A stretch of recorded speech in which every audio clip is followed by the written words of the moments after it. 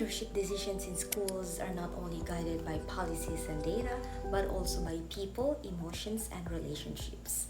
Hello everyone, I am MAE V Cunanan, an EdD student in EM 311, Management in Decision Making under Dr. ARIEL U. CUBILLAS. My topic is Emotional Intelligence and Leadership Styles, a decision-making perspective in educational management. The compass in this slide represents emotional intelligence as a guide for educational leaders. Like a compass, EQ helps leaders choose the right direction, apply the appropriate leadership style, and make decisions that are fair, humane, and responsive to the needs of the school community. School leadership as a dual force system. School leadership is dual force system because every school decision has a rational side and an emotional side. On one hand, leaders consider curriculum design, school performance, reports, policies, and accountability. On the other hand, they must also consider teacher stress, parent and community relationships, conflict resolutions, and the emotional experiences of learners. This means that educational decision-making cannot rely on logic alone. A decision may be correct on paper, but if it is communicated without empathy, it may create resistance or confusion. Therefore, effective school leaders need both rational judgment and emotional awareness.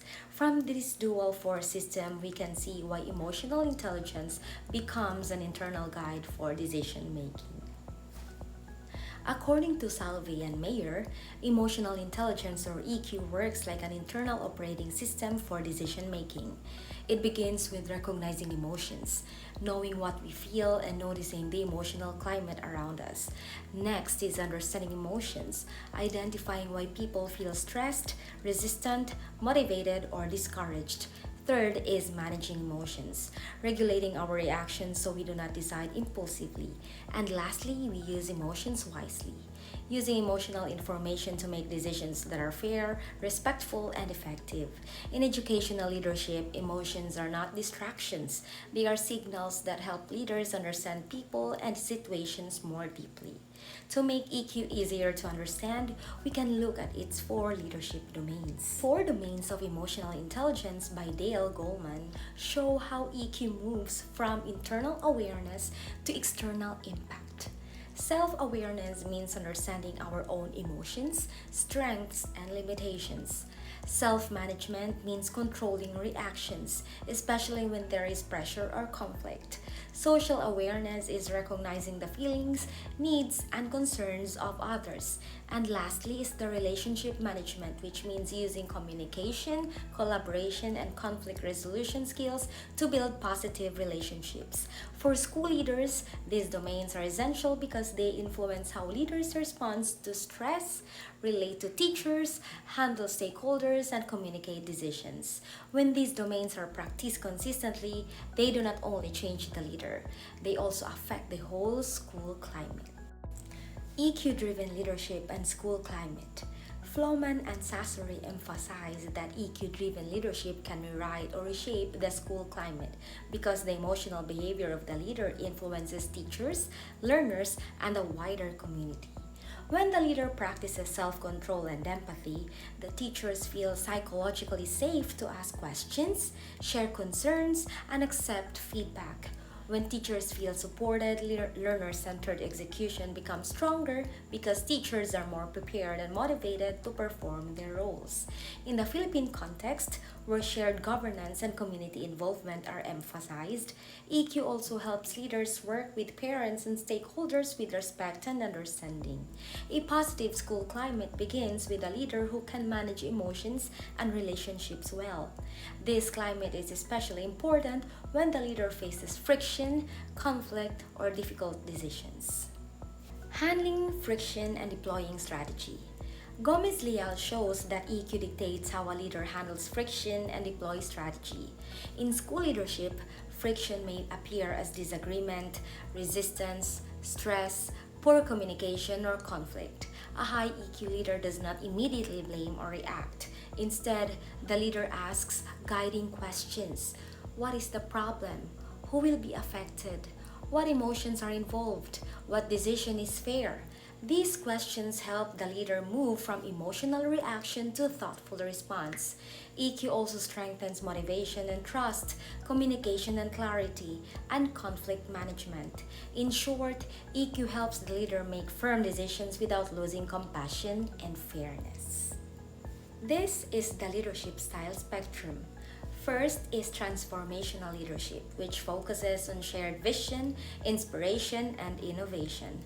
Second is democratic leadership, which values shared ownership, consultation, and participation. Third is the servant leadership, which emphasizes people's growth, humility, care, and empowerment.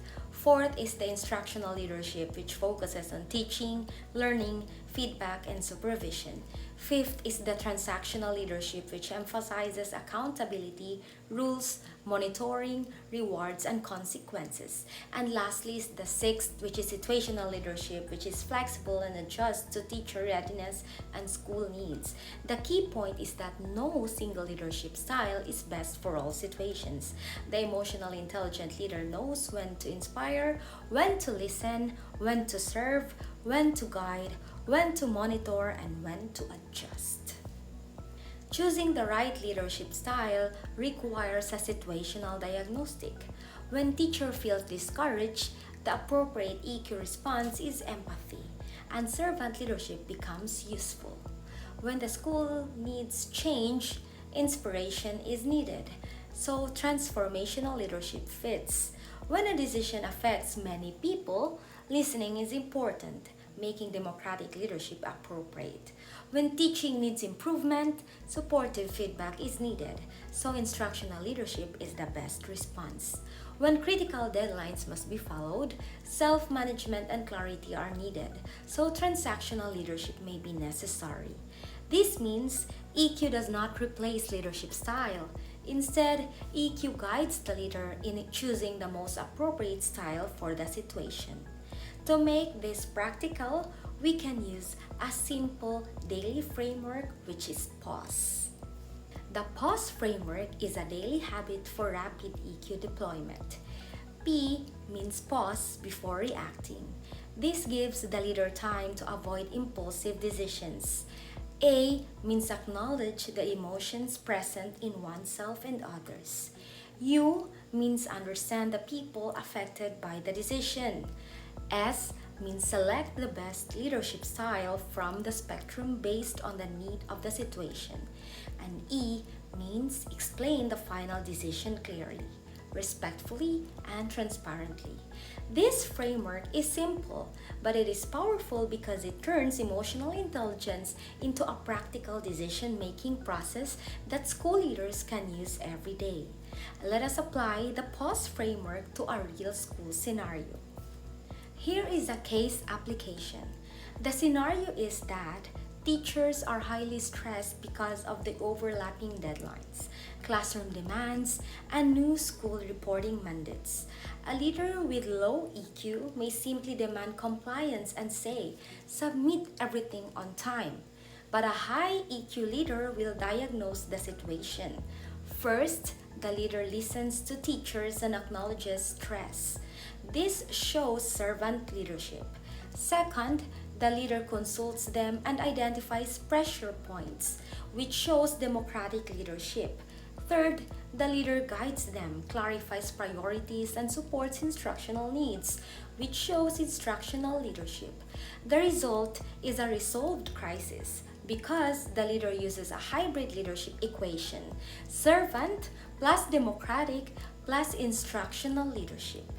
Aside from solving crises, EQ can also be developed continuously. Developing and calibrating the EQ dial. The EQ dial can be continuously calibrated and developed. Internal tuning includes reflection journals and emotional check-ins. These help leaders monitor their own emotions and reactions. External tuning includes active listening, practice, and conflict resolution training. These improve communication and relationships with teachers, learners, parents, and other stakeholders. Systemic tuning includes 360-degree feedback, peer mentoring, and professional coaching. This provide wider perspectives on the leader's behavior and leadership impact. This reminds us that emotional intelligence is not fixed. It can be learned, practiced, and strengthened through purposeful leadership development. When EQ is developed, the leader becomes more flexible and versatile. Emotional intelligence is the meta skill that unlocks situational versatility. A leader without EQ may become fixed, always strict, always controlling, always avoiding conflict, or always using only one leadership style. But a leader with EQ becomes versatile. Such a leader can become transformational when inspiration is needed, democratic when participation is needed, servant-oriented when people need support, instructional when learning improvement is the priority, and transactional when accountability is required, and situational when flexibility is needed. The big idea is that EQ allows the leader to remain responsive to the actual needs of the school rather than being limited to one style. To conclude, in educational management, decisions are not only about systems, reports, and performance indicators. They are about people. Emotional intelligence helps leaders become more self-aware, calm, empathetic, fair, and relationship-oriented. It strengthens leadership styles and improves decision making because it connects rational judgment with human understanding. Therefore, an effective educational leader must not only ask, "What decision should I make?" but also, "How will this decision affect people? And how can I communicate it with wisdom and care?" Thank you for watching, and may we continue to become leaders who decide not only with the mind but also with the heart.